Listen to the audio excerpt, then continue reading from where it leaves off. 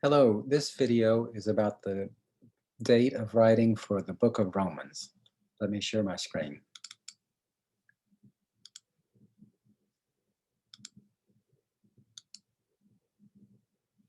Okay, the book of Romans, there you have a painting of St. Paul by Del Greco. For some reason, whenever the classical painters painted Paul, they always put a sword in his hand. When they painted Peter, they always put keys in his hand. Keys because of what Jesus said about, I'll give you the keys of the kingdom of heaven. I'm not quite sure why they have the sword in Paul's hand, but that's the tradition. So for all the letters of Paul that we have to address, I thought it would be best if we first created a timeline of the things which happened in his life around about the time he was writing these letters. And so this is the timeline here that I've got here. The crucifixion and resurrection taking place back at the very beginning there, about 33 AD. I've got Paul's conversion at 36 AD, the Jerusalem Council in 49, and he has three missionary journeys. The first one is before the Jerusalem Council, the second one is after, and the third one in blue there is the third missionary journey.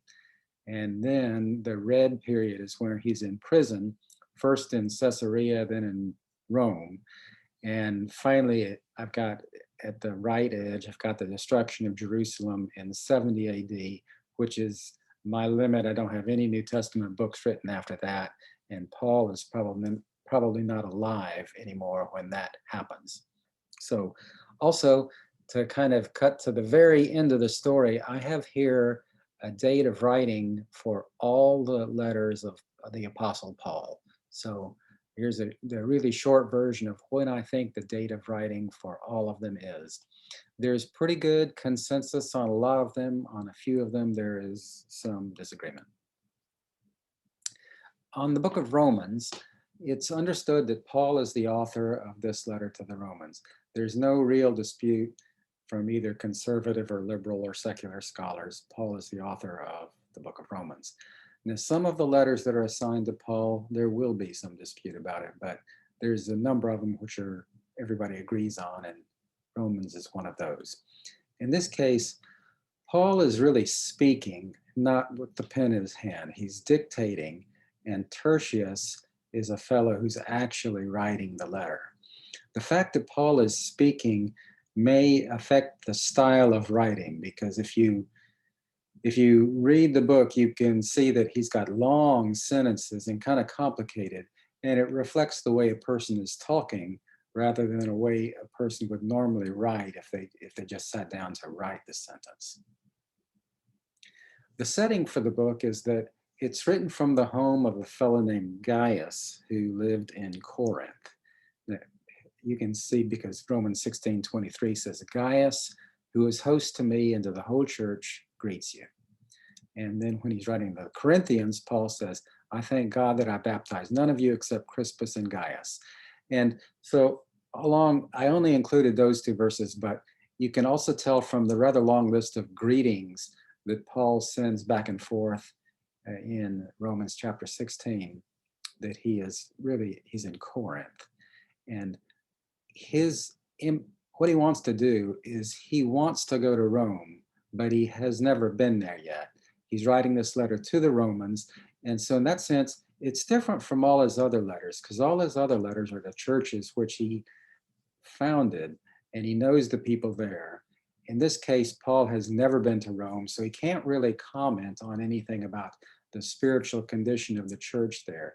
He knows a few people because he's met them on his journeys, and some of them came and went from Rome. So he knows a few people there, but he doesn't know the spiritual condition of the church. And so he writes a treatise which is very theological, describing his basic theological principles and beliefs. So it's really a good thing that we have a letter like that, but he's not addressing specific problems or issues in the church. At the time he's writing this, he is working on his project for collecting an offering for the Christians who live in Jerusalem. That's described in Romans 15:25 to 28. But that activity is covered in several different books in the New Testament that he writes about. And he's eventually going to take that offering back to Jerusalem, and it's not going to work out all quite as he planned because he'll end up getting arrested there. But this happens at the end of his third missionary journey. Now, we know from the previous chart when the third missionary journey ends, and it ends in about 57 AD. So the conclusion is that Romans was written in 57 AD. Now, if the numbers seem rather precise, they are kind of precise. If you wonder how large the error band is, it's about 2 years. So, this, when I say 57 AD, it could be off by about 2 years, but it wouldn't really be off any more than that. We have enough historical references that we can nail it down pretty thoroughly. So Romans was written in 57 AD. This is the first video I have done on a letter by the Apostle Paul. And if you go all the way back to the first one, you'll see that Romans, although it's the first letter of Paul that we have in the Bible, it's kind of in the middle as far as the chronology of the letters that he wrote.